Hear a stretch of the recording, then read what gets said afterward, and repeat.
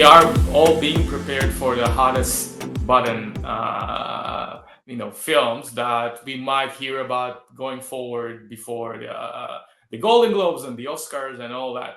So it's a huge opportunity to see this film before they're coming out, before the buzz really starts.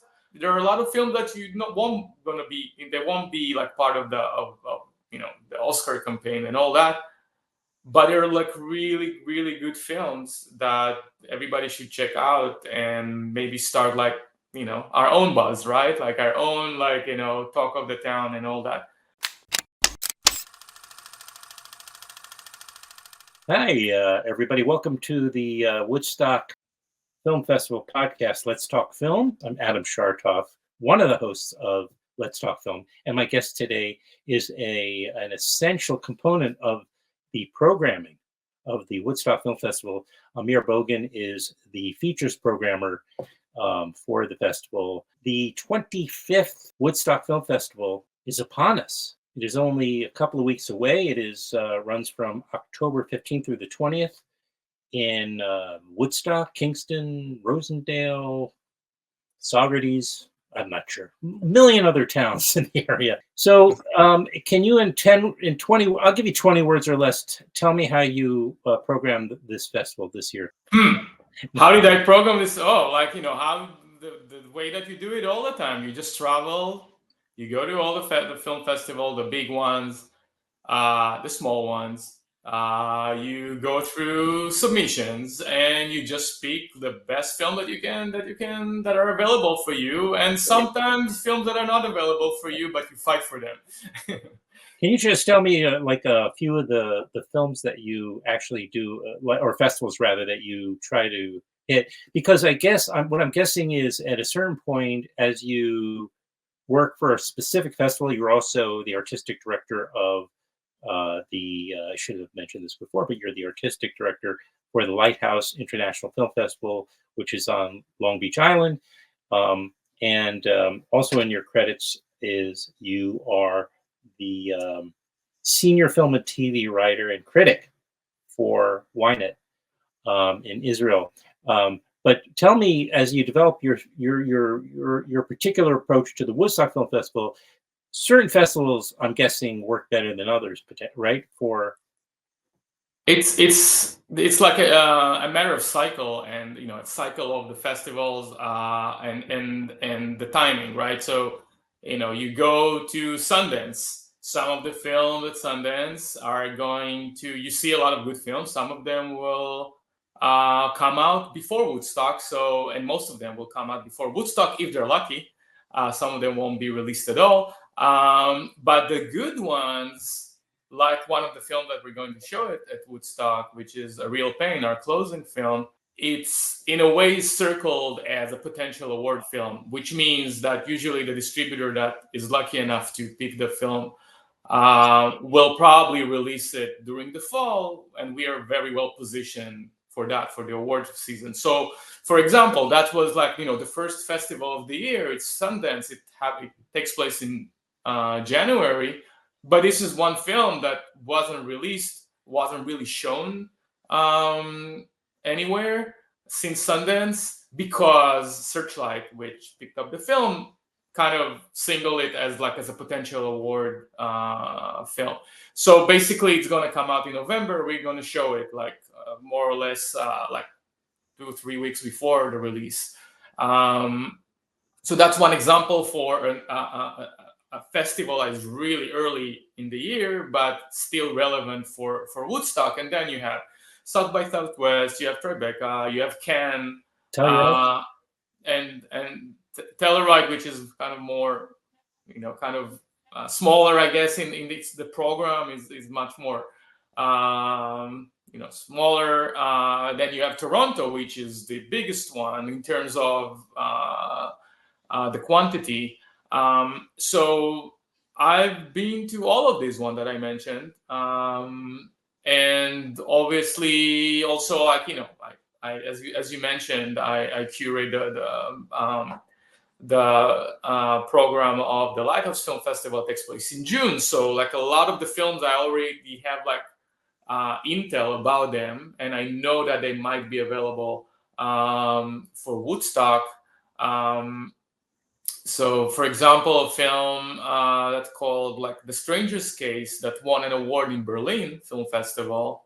I got like, I saw it like early on in the summer, and then I know that it's a good one for Woodstock as well, and we're going to show it as well. Yeah, obviously we want like the biggest, hottest, newest, freshest films, but we don't want to overlook like some of the good, very good films that we saw like over the year and didn't really get too much of a break in other festivals, and we want to be, you know, we want to be a platform to elevate these films that are really really good, and again help promote them because it's hard, as like the industry is really suffering in general.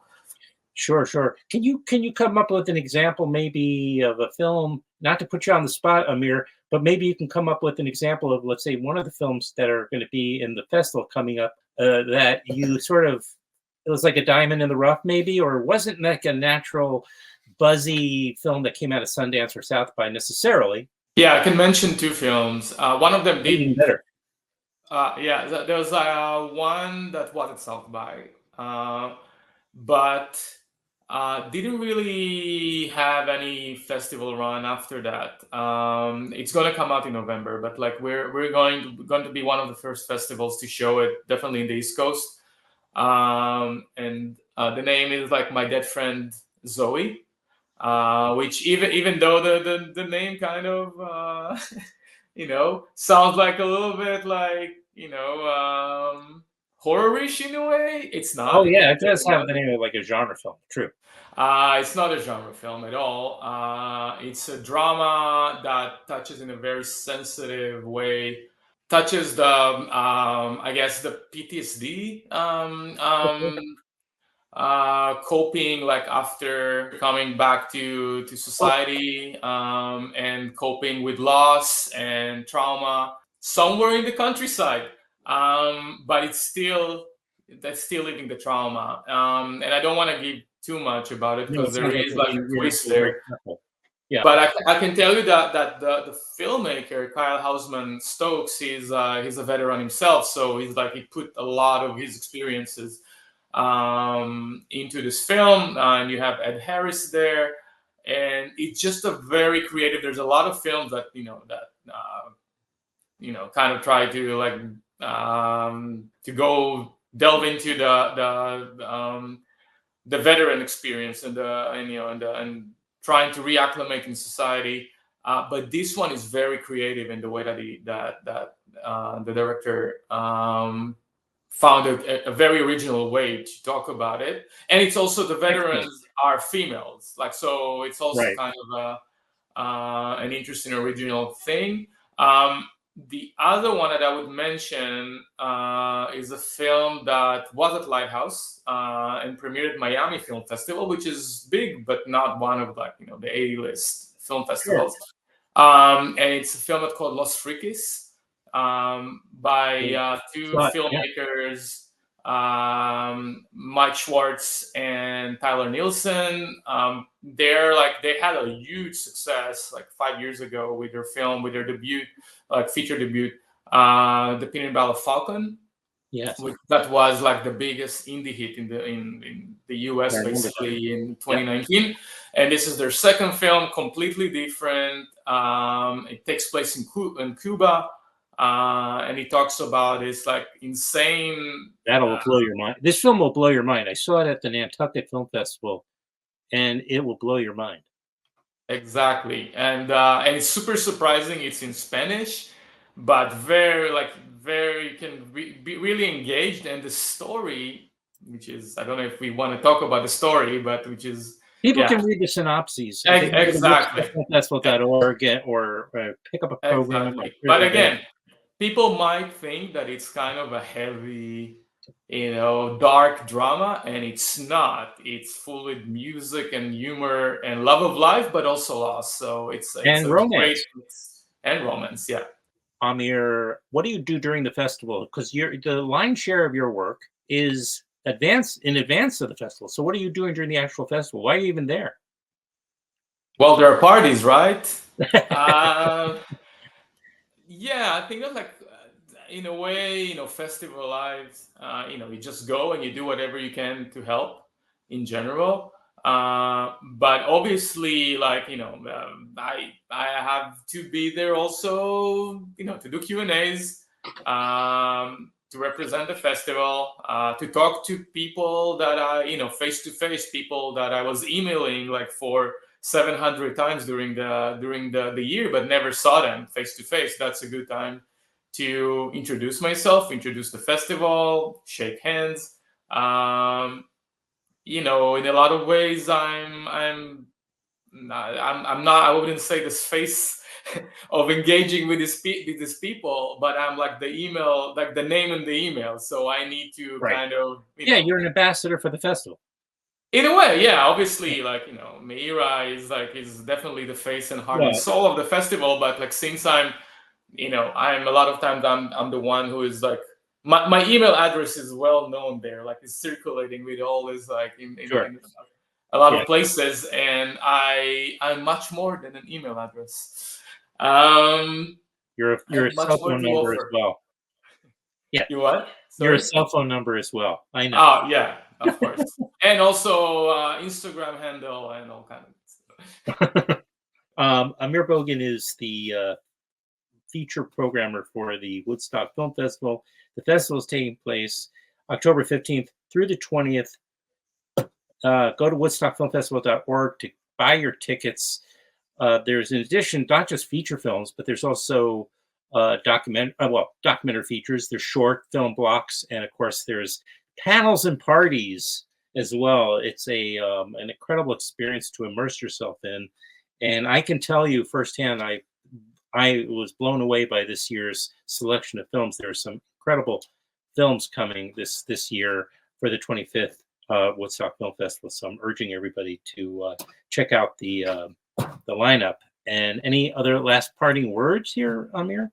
It is the award season. We are all being prepared for the hot button,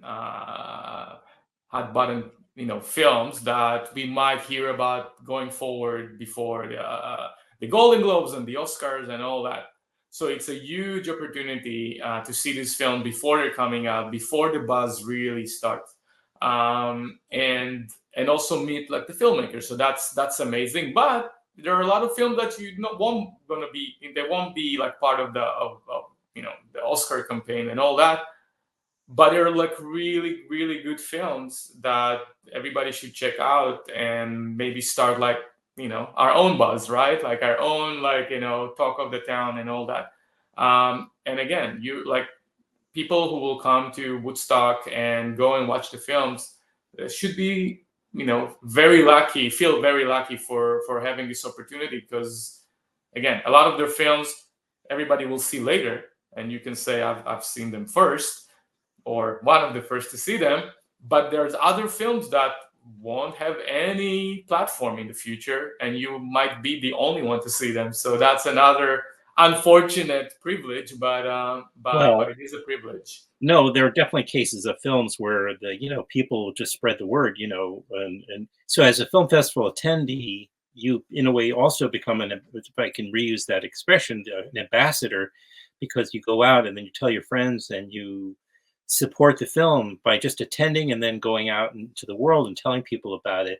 It helps. It really helps every single And person. since the industry in general is really struggling, it's so important for like these films like to find some kind of an audience, and this is their starting point. And who knows, like after a successful Woodstock screening, maybe with the help of the audience and the buzz that we will create, it might make and break for the film. So again, there are like these two kind of films, two different like avenues. But I think it's a real privilege for the Woodstock audience to experience them both.